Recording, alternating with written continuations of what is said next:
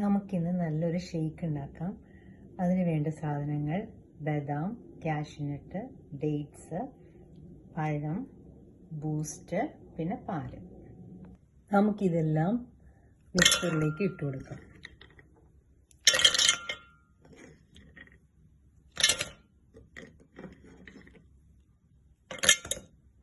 നമുക്കിതിലേക്ക് ആവശ്യത്തിന് പാൽ ഒഴിച്ചു കൊടുക്കാം.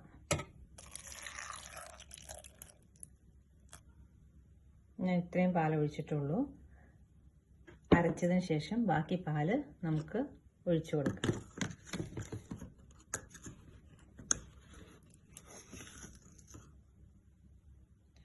നമുക്കതിലേക്ക് ബൂസ്റ്റ് 2 സ്പൂൺ ആഡ് ചെയ്യാം.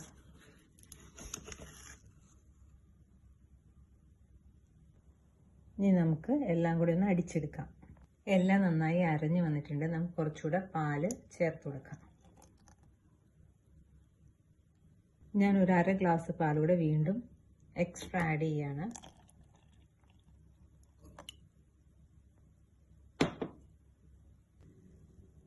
പാൽ ആഡ് ചെയ്ത് കൊടുത്തിട്ടുണ്ട്. ഒന്നും കൂടെ ഒന്ന് അടിച്ചെടുക്കാം. നമുക്കിതിനി ഗ്ലാസ്സിലേക്ക് ഒഴിച്ച് സെർവ് ചെയ്യാം. അങ്ങനെ വളരെ ടേസ്റ്റി ആയിട്ടുള്ള ഷേക്ക് ഇവിടെ റെഡി ആയിട്ടുണ്ട്.